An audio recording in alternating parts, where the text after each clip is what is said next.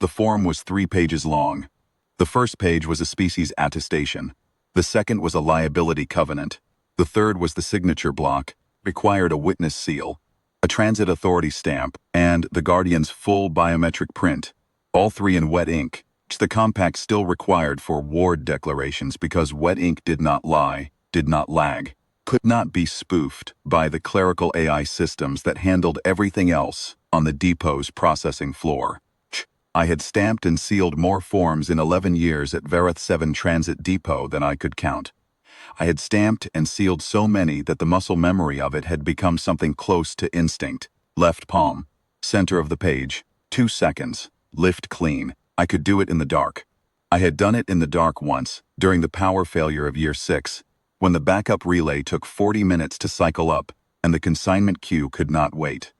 What I had never done, in 11 years, was sign a ward declaration. There were forms for that too, of course. The compact had forms for everything. There was a form for contested cargo, form for species dietary accommodation at holding stations, a form for deceased travelers found in transit.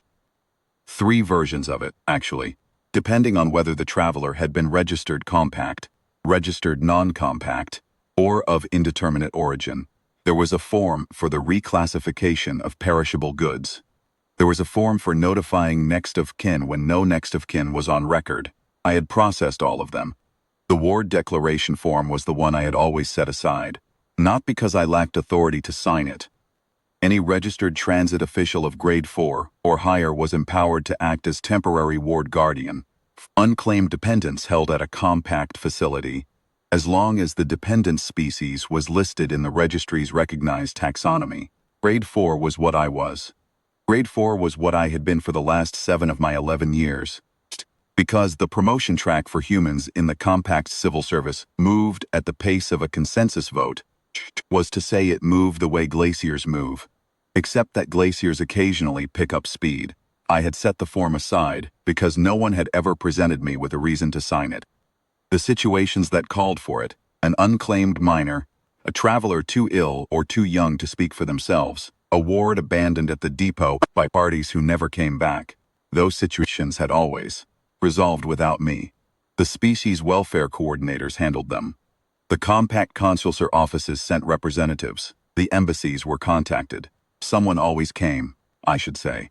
Someone from the appropriate species always came. That was the distinction I had been too comfortable to examine carefully until the morning they brought the girl in. Her name was Siln. I did not know that when they brought her in. I knew it by the end of the morning, after I had read her transit file 3 times with the slow, methodical care that 11 years of processing had made automatic in me, and after I had sat with the file on my desk for an interval I could not precisely measure, during which I was aware of nothing except the sound of the depot's ventilation cycling through its 3rd quarter-hour sequence, and the particular quality of the light through the high transit bay windows, which was always pale and washed out at that time of day, a color that was not quite white and not quite gray, a color that had no name in any language I knew. Siln. Vorith female, subadult, age listed as equivalent to 11 of our years.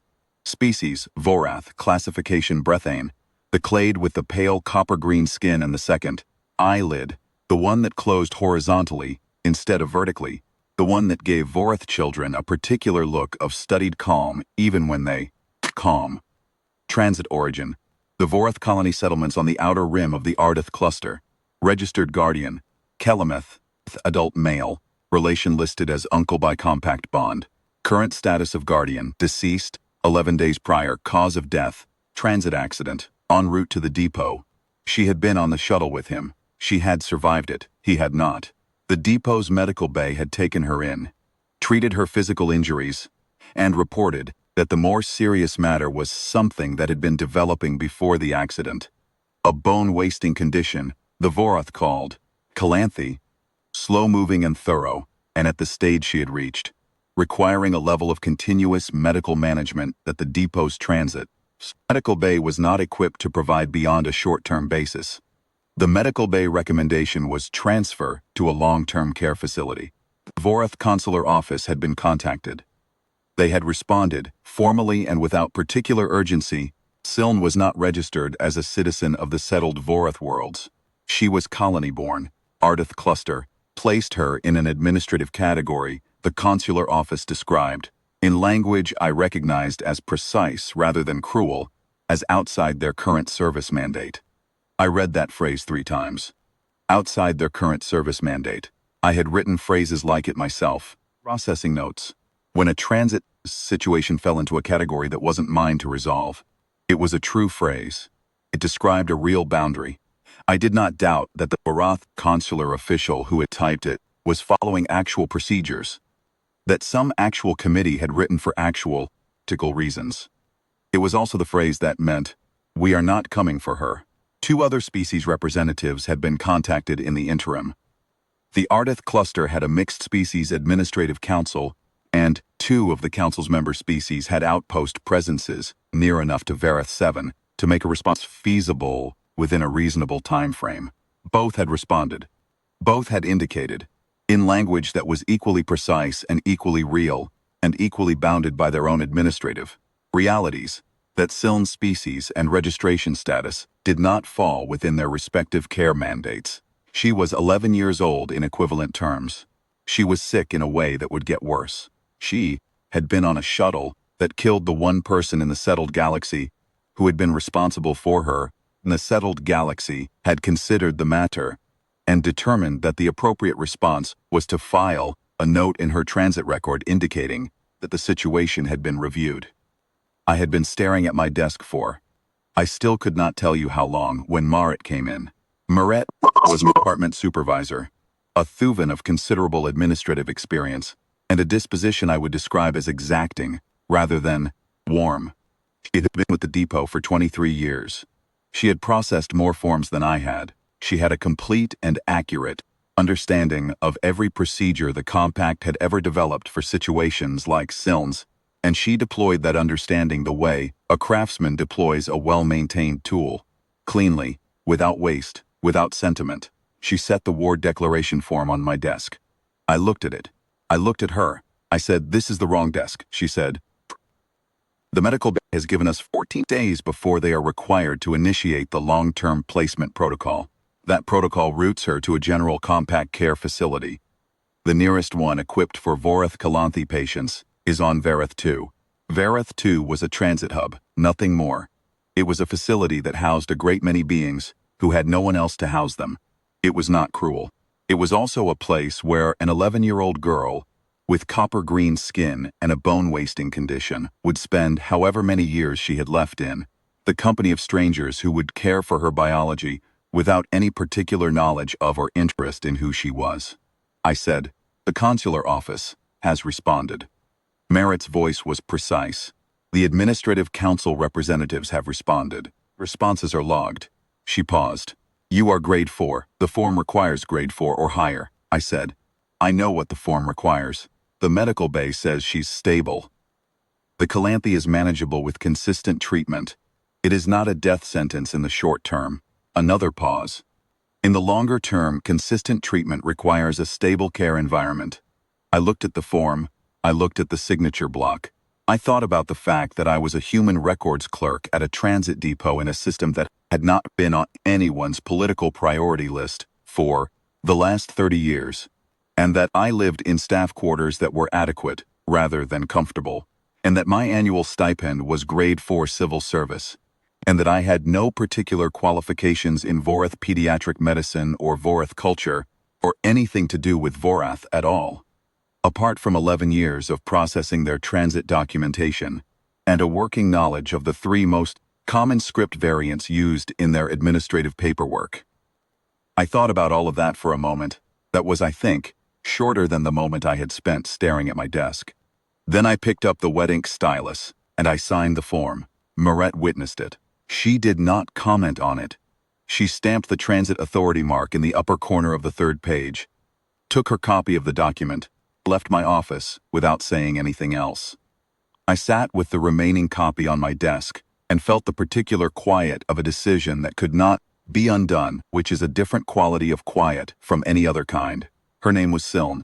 She was 11 years old in equivalent terms. She was now pending the formal processing of the ward declaration, my dependent. I did not know what to do with that information. I put it on the shelf where I put things I did not yet know what to do with, and I went back to processing the consignment queue because the queue did not pause for personal decisions of any kind, and because the routine of it was the closest thing I had to solid ground. I went to the medical bay that afternoon. I stopped at the entrance longer than I needed to. The attending technician, a Vasith, efficient and incurious in the way Vasith medical professionals tend to be, gave me a brief orientation through the corridor window before I went in. Calanthe, she said, was at the secondary progression stage, which meant the bone density loss was measurable but had not yet reached the threshold of acute pain. Siln could sit, could walk short distances, could use her hands without difficulty. The things she could not yet do were things that would return with treatment: sustained walking, lifting, particular elasticity of movement that healthy Vorath children have, which comes from their skeletal structure, and which the Calanthe, over time, erodes. I listened to all of this and I filed it. I was a records clerk. Filing was what I did. I am not certain what I expected when I pushed open the door. I think I expected something that looked like illness. The flatness of it, the heaviness. I had visited the medical bay in a professional capacity a number of times over the years, in situations involving travelers who require documentation assistance, and the quality of the space had always seemed to me muted in that particular way of spaces where the body's difficulty is the primary fact. Siln was sitting up. She was slight, the way Vorath children are slight. The Vorath frame is fine-boned, built for the lower gravity of their original colony worlds. And in a child it looks almost translucent, as if the body is still deciding how much of itself to commit to. Her copper-green skin was a few shades muted from what I had seen in healthy adult Frath, which the attending technician had told me was typical for Calanthe at her stage.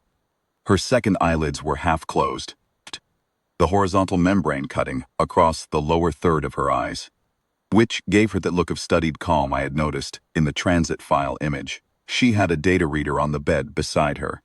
She had not been reading it.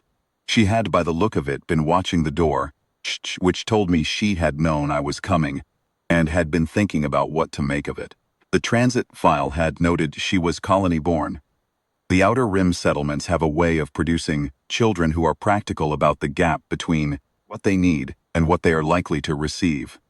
She was not frightened. She was assessing. She looked at me the way children look at adults who have entered their space for reasons the adults have not yet explained. Measuring, patient, particularly alarmed, I said. In my best approximation of standard Vorath, which was not very good but was accurate in the ways that mattered. I signed the Guardian form this morning. My name is Dale Morrow. I work in records processing on the transit floor. She was quiet for a moment. Then she said, in standard compact, which she spoke with a fluency that surprised me, before I remembered that her uncle had been a registered transit traveler and would have needed it.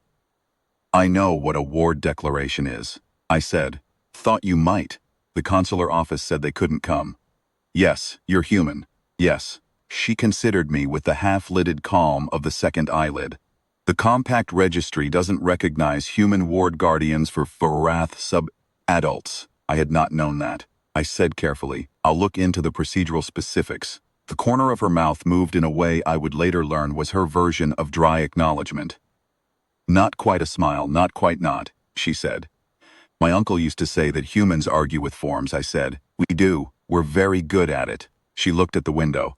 The pale, washed-out light of the depot's third quarter hour came through it and caught the edge of her second eyelid, which had the quality of old glass, slightly translucent, slightly refractive. She said, he wasn't supposed to be on that shuttle. He changed his booking to come get me faster. I did not say anything to that. There was nothing to say to it that would have been true, and also useful. Some things don't have a useful reply, and the right response to them is to receive them, without trying to improve them, to let the weight of the thing be the weight it actually is, without softening it into something that fits more comfortably in the room. I'd learned from 11 years of reading documents that contain the worst things that had happened to people. Transit documentation sometimes does. Accidents, disappearances, deaths in transit, Dependence left without anyone. You learn not to put a frame around it. After a long moment, she picked up the data reader. She did not look at it. She held it. She said, "The calanthe isn't as bad as the file probably makes it sound." I said, "The file makes it sound manageable with consistent treatment." "That's accurate. Then that's what we'll arrange." She looked at me again. The measuring quality in her eyes had shifted into something else. Not trust exactly, not yet, but the precondition of it. The first admission that the offer might be real, might be the kind of thing that held when you tested its edges. She had been testing its edges since I walked in. She was good at it for 11 years old, she said. "You should know the registry complication is genuinely a complication. Human guardians for non-human wards trigger a review process. Take months," I said. "I process reviews for a living." That moved the corner of her mouth again. I decided I liked it. I decided it was the kind of expression a person makes when they have been given something they had stopped expecting, and they are not yet sure how much weight to put on it, but they are beginning to consider the possibility that it might hold. I went back to my desk. I pulled the registry statute files for ward declarations involving cross-species guardianship, and I read them with the same methodical care I read everything, which is to say I read them 3 times and made notes. And then I looked at what the notes said, and then I sat with a particular quiet again for a little while. The statute was real. Human guardians for non-human subadult wards were subject to compact registry review. The review process required the ward declaration to be formally submitted to the registry node assigned to the Verith system, which was Registry, Node Verith Primary, housed in the compact administrative complex, 3 transit bays down from our depot floor. Node Verith Primary was a registry installation that was, according to the administrative records, 430 years old. It had been installed in the early years of the compact's formation in this system, when the treaty structure that held the regional species agreements together was still being physically encoded into the registry's distributed texture. I had walked past it. You could not work at the Verith depot and not walk past it at some point. It was at the junction of the main transit corridor and the administrative wing, housed in a chamber that was technically a public access space, though very few people used it as such, because the registry nodes were not interactive in any ordinary sense. They received submissions. They processed them. They returned formal determinations, in the appropriate administrative language, through the standard document delivery system. They did not speak. They did not acknowledge individual visitors. The registry was a record-keeping and determination system, not a conversational one. I had worked beside it for 11 years, and I had submitted documents to it through the standard channels and received determinations back through the standard channels, and that was the entirety of my interaction with it. I submitted the ward declaration through the standard channels. The registry's acknowledgement came back in 8 minutes, which was fast. The standard processing window for cross-species guardian review was listed as 30 to 90 days. 8 minutes was not 30 days. It was not 90 days. It was 8 minutes, and what came back was not an acknowledgement of receipt pending review, which was what I expected. It was a directive. The directive instructed me to present the original wet ink ward declaration in person at Node Verith Primary. I read the directive twice. I called Merritt. I read it to her over the channel. She was quiet for longer than she was usually quiet, which told me she had not encountered this before. She said, "Go. Take the document." I took the document. I walked 3 transit bays down the main corridor. The chamber that housed Node Verith Primary was a space I had noted in passing 100 times, without ever entering. A high-slinged room off the junction corridor, the kind of space that does not announce itself. The door was plain composite, the same as every other door on the administrative wing. I opened it. The node was not what I had imagined. In the distracted way you imagine things you have never paid careful attention to. I had thought of it as a console, a panel, a screen, a bank of processing equipment behind a desk interface. It was not. It was a column of pale material that rose from the floor to the ceiling of the chamber, which was higher than the corridor ceiling, higher than I expected, the kind of height that makes you recalibrate the scale of a room. The column was approximately 2 meters in diameter, slightly translucent at its surface, a texture that was not quite stone and not quite glass, but had the visual weight of something very old. Inscription ran up its surface in a continuous spiral. Not the blocky administrative script of the compact's modern documentation systems, but something older and finer. The kind of lettering that looks like it was made by people who understood that the material mattered, that the act of carving was not incidental to the thing being said. The chamber was very quiet. The column was not glowing, it was simply present, the way very old things are present, with a kind of weight that is not dramatic but is real. I stood there for a moment with the ward declaration in my hand. Then I did what the directive had told me to do, which was to present the document. I held it out in the general direction of the column, feeling, I will admit, somewhat uncertain about the mechanics of this. There was no visible intake slot. There was no desk. There was no interface panel. There was simply the column. The surface of the column changed, dramatically. It did not crack. It did not shudder. It did not emit a beam of light or produce a sound. What it did was become very gradually luminous. A light from inside the pale material that was not white and not gold, but somewhere in the range of both. The color of sunlight coming through very old paper, warm without being hot, present without being aggressive. The inscription on its surface had been visible before, but inert, the way writing in stone is inert, became visible in a different way. Each character held the light slightly differently, and the collective effect was that the column appeared to be, very quietly, reading. I stood there and let it read. I do not know how long I stood there. The air in the chamber did not change, the light did not intensify, the quiet did not deepen or thin. It was simply a quality of attention, the sensation of being considered, which is different from the sensation of being observed, and which I had not experienced before, in any form I could have named. Then the column spoke. It did not use a speaker array. It did not route sound through the chamber systems. The sound came from the column itself, from the pale luminous material of it, the way sound comes from a resonating body when it has been given something to resonate with. The voice that came from it was not loud. It had the quality of something that did not need to be loud, because it had never needed volume to be heard. It said, seal bearer of the unbroken compact, not Siln's name, mine. I heard my own breathing in the silence afterward. I was aware of my hand, still holding the ward declaration form with its wet ink signature and its transit authority stamp. And I was aware that my hand was steady. Surprised me, because the rest of me was not particularly steady. I said the only thing I could think to say, I'm a records clerk. The column said nothing to that, it did not need to. The light in its surface held steady, warm and old, and I understood. Not in the way you understand a sentence, but in the way you understand a weight settling onto your shoulders that was always going to settle there, that had been moving toward you for longer than you knew, that it was not mistaken. I stood there for a while. I do not know how long. The chamber was quiet in a way that was different from the ordinary quiet of empty rooms. It was a quiet with texture to it, with depth, the way the air inside a very old building is different from the air outside it, heavier with the accumulated atmosphere of years. The inscription spiraling up the column caught the light in a way that had no single focal point. It was not reading me anymore. It had said what it needed to say. It was simply present, the way it had been present for 430 years, waiting for the next thing that needed witnessing. I thought about the transit file. I thought about the ward declaration form in my hand.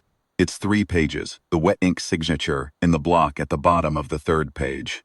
I thought about the 8-minute processing window and the directive that had come back instead of the standard acknowledgement. I thought about the fact that I was 41 years old and that I had come to Vareth 7 11 years ago, on a 3-year contract that had renewed twice and then once more, in the way contracts renew when you are good at the work, and the work is available and you have no particular reason to be somewhere else. I thought about the 11 years of consignment queues and transit determinations and species attestation forms and the form for deceased travelers found in transit, 3 versions depending on registration status. I thought about the morning I had applied for the civil service position. The intake form had asked for a statement of purpose, a single paragraph, explaining why you wanted to work in compact administration. I had written something about the importance of documentation infrastructure in maintaining interspecies equity, which was true, but was also the kind of thing you write when you want the position, and you understand what the evaluators are looking for. What I had not written, and what was also true, was that I had grown up on a planet where the administrative systems were functional but not kind, where the forms were accurate, but the people processing them had stopped reading the details, and that I had decided, at an age I could not precisely identify but which was probably around the time I learned to read, that the difference between a system that works and a system that serves is in how carefully the person holding the form pays attention to what is in it. I had paid attention for 11 years. I had paid attention to Siln's file. I was not sure, standing in that chamber with the old light on the pale column, whether that was the mechanism the registry was recognizing or whether it was something else. Something in the act of signing that had nothing to do with career trajectory or philosophy, something more immediate and harder to name. The decision not to look away from what a document actually says about an actual person who is actually waiting to find out what happens next. I will try to describe what I learned in the days that followed, because it is important, and because I am aware that without the context, it sounds like the kind of thing a person says when they have convinced themselves of something they needed to believe. I am not that kind of person. 11 years of records processing does not incline you toward comfortable fictions. It inclines you toward documentation, toward the exact language of the form, toward the habit of verifying what you were told against the primary source.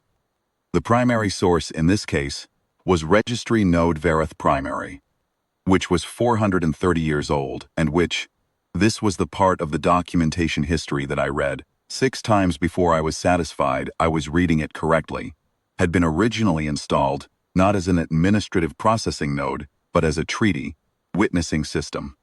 The Compact's earliest formation documents, the ones that predated the current administrative architecture by a century or more, described the registry nodes in the founding systems as keepers of the unbroken compact, the treaty structure that had held the regional species, agreements through the period of the compact's formation when the agreement was fragile, and the parties to it were numerous and not entirely certain they trusted one another. The unbroken compact had required, in its original form, a human witness representative. This was in the treaty's founding text, and the reason given was one I had to read several times before I understood that it was not honorary. The compact's foundational diplomatic record indicated that the human representatives present at the treaty negotiations had been the only parties trusted equally by all other signatory species, not because humans were superior negotiators, not because they held particular power, because they were, in the assessment of the founding signatories, the species with the longest documented history of honoring agreements they had personally committed to, in writing, in the presence of witnesses regardless of whether honoring those agreements was convenient. The registry had been designed to recognize the lineage of those original human witness representatives, the ones who had held the position of seal bearer, the designated human guardian of the treaty compact, not a hereditary title in the simple biological sense. The registry's recognition protocol operated on something older than bloodline in the narrow senses. It operated on what the founding documentation called the mark of the committed word, the particular pattern of the signature and biometric print of someone who had made a genuine ward declaration for another being without calculation, without expectation of return, without the protection of any institutional framework that made the commitment safe. The ones who signed when there was no reason to sign except that it was right. I sat with that for a long time, read the founding documentation for the rest of that afternoon, and well into the depot's night cycle. The Compact's archival system for documents of that age was organized in a way that reflected its era, not by subject, the way modern administrative systems are organized, but by witness, by who had been present when the document was created, and what they had attested to. It was an older logic. It assumed that a document's reliability derived from the character of the people who had affirmed it, not from the system that had filed it. The human representatives at the Compact's founding negotiations were named. There were 4 of them. The records described them with the particular economy of diplomatic documentation, their roles, their species, their signatory marks, their attest dates. One of them was listed by the Compact's archival notation as the first seal bearer. Her name was Ora Mello. She had been a trade commissioner, not a diplomat by formal training. And the reason the founding text gave for her designation was the same reason it later gave for every subsequent seal bearer. She had made a guarantee that was not required of her, on behalf of a party that had no institutional protection, in the presence of all the treaty's signatories, and she had honored it without condition. The guarantee itself was documented. It was 3 sentences. I read them in the archival translation and then in the original script, which I could not read fluently but which the column's inscription had given me a new relationship to. I could feel the shape of it, the deliberate weight of each mark. The way the lettering had been made by someone who understood that the material and the act of making were part of the meaning. I am a records clerk. I have read a great many important documents. I have read treaty amendments and species accords, and arbitration determinations, and the foundational charters of 3 different administrative bodies. I have learned to read documents for their structure first and their content second, because structure tells you what the document was designed to do, and content tells you what actually happened. The 3 sentences of Ora Mello's guarantee were not structured the way formal diplomatic documents are structured. They were not organized for legal precision or for procedural deployment. They were organized the way a person organizes words. They are saying something they mean completely, and they know that the meaning is the point, and everything else is secondary. The rest of the seal bearers were documented in a secondary archive. There had been 19 of them before me. Not all were trade commissioners.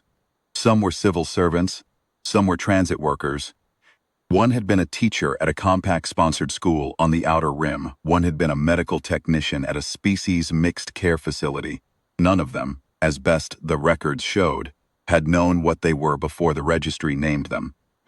All of them had been doing something similar when the registry found them, extending a commitment to someone who had no claim on them in a situation where the forms did not require it. 19 predecessors, 1 pattern. I am a records clerk. I am a grade 4 civil servant in a transit system that processes 200,000 transit documents on a slow day. I eat my meals in the depot cafeteria. I live in staff quarters that have a window with a view of the secondary transit bay. I have processed, in 11 years, more forms than I will ever be able to count, and I will continue to process them for however many years remain in my contract, and I will be good at it in the quiet, unremarkable way that a person is good at a thing they have done carefully and without complaint for a long time.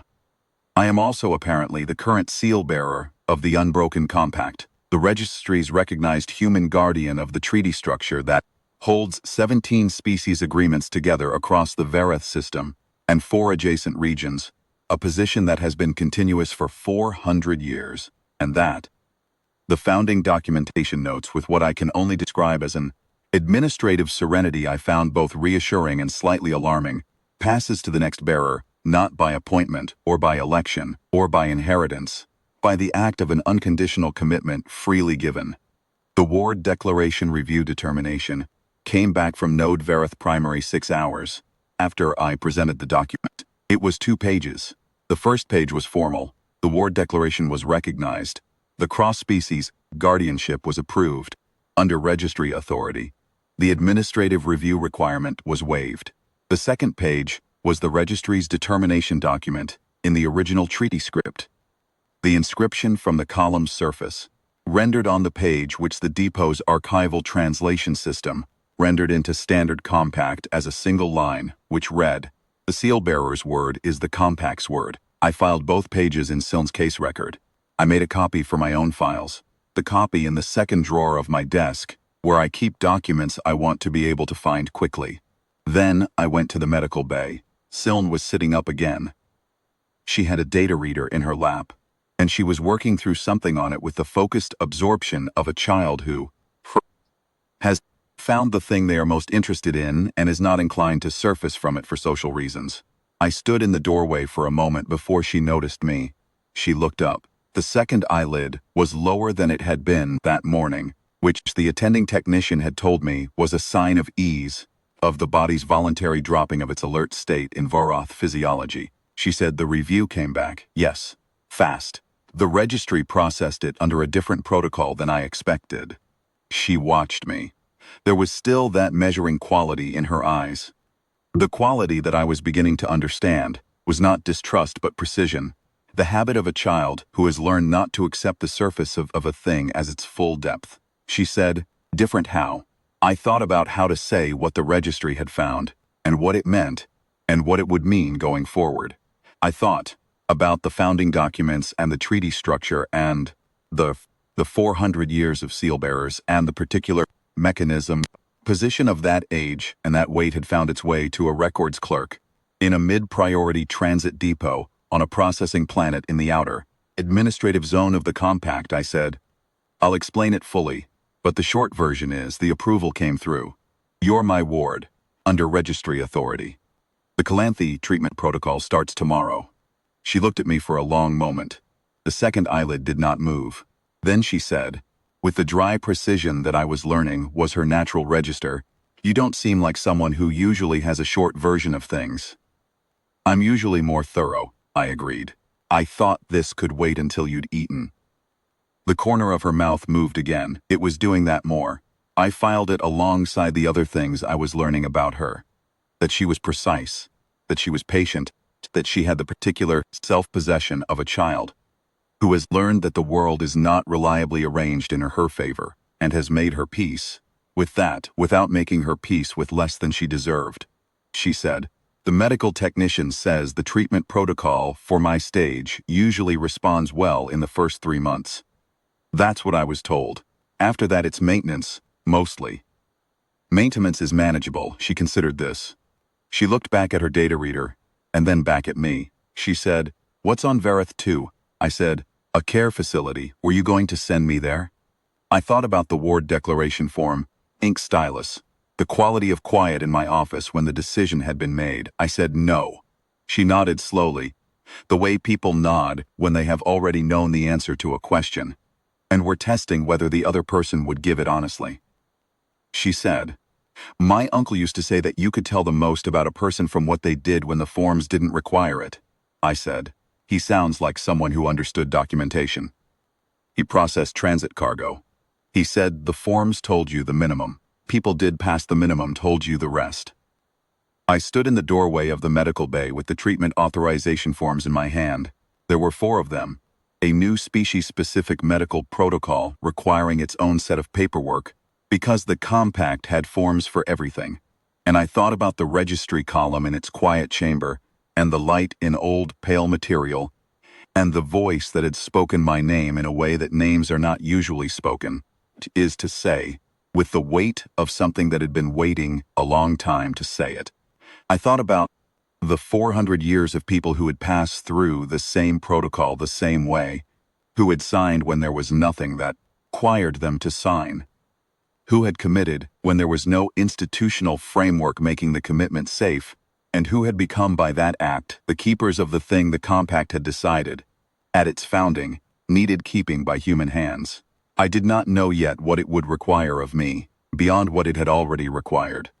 I expected I would find out gradually, in the way you find out most things, not in a single revelation but in the accumulated weight of what each day asks of you.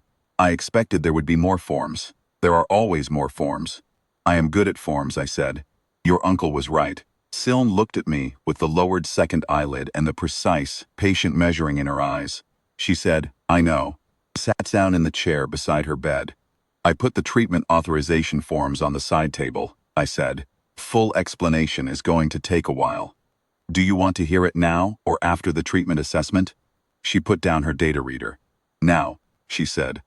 I want to hear it now. So I told her.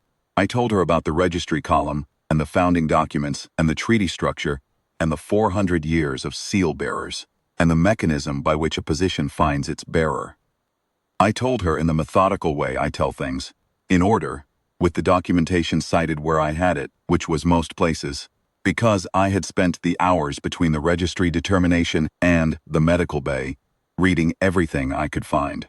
She listened the way she did everything, precisely without interrupting, with the quality of attention of someone who was filing each piece of information in the correct place as it arrived. When I was done, she was quiet for a moment. Then she said, "So when you signed the ward declaration?" "Yes, the registry was watching." "Registry was always watching. It's what it was built to do." She thought about this. She said, "It could have told you beforehand." "Could have, but it didn't." "No, that's the mechanism. It has to be the act itself, not the act performed in the knowledge of what the act will trigger. The founding documents are very specific about that." I paused. True. They had thought carefully about the difference between someone who commits because it is right and someone who commits because they will be recognized for committing.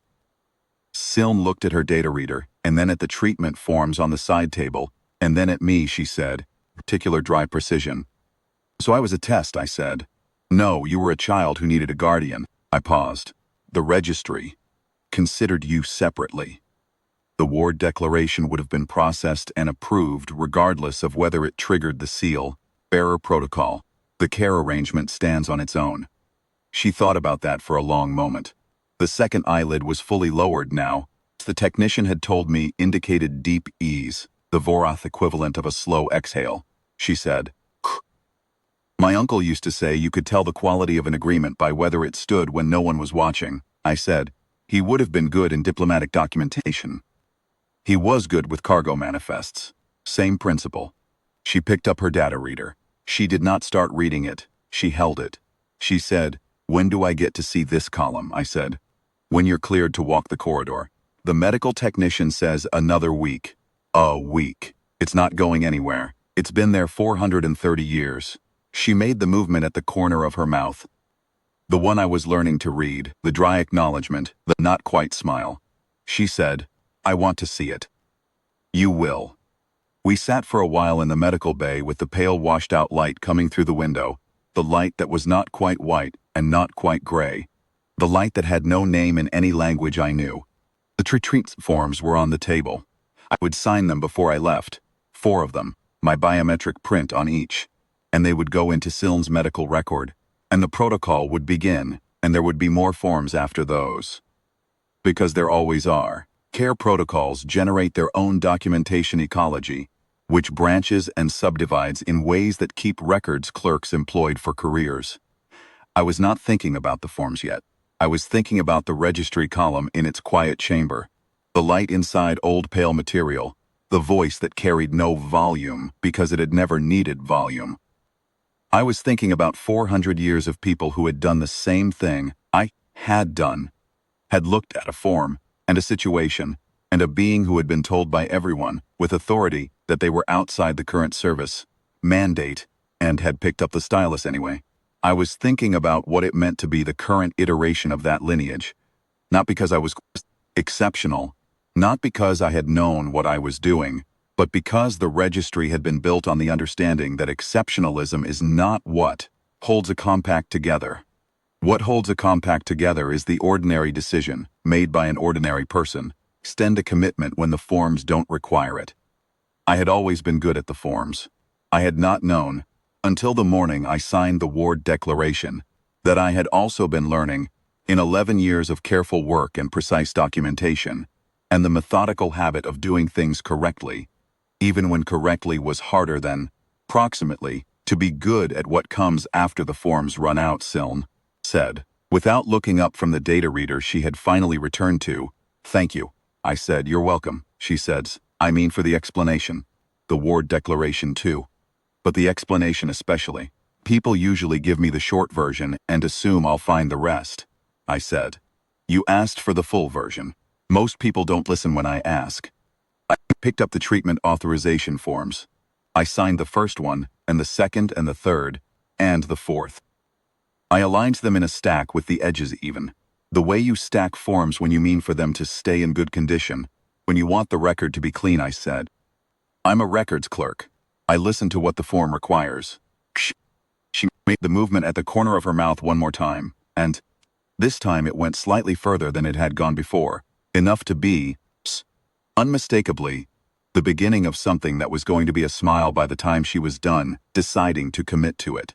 The forms to the processing counter on my way out. I logged them in Siln's case record. I walked back down the transit corridor, past the junction, past the door to the chamber that housed Node Verith Primary, which I did not enter.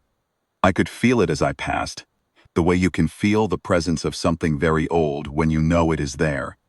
Not dramatically, not with any of the qualities that would make a good story in the telling. A weight, a steadiness. The sense of a thing that had been waiting for a long time to settle correctly, and had.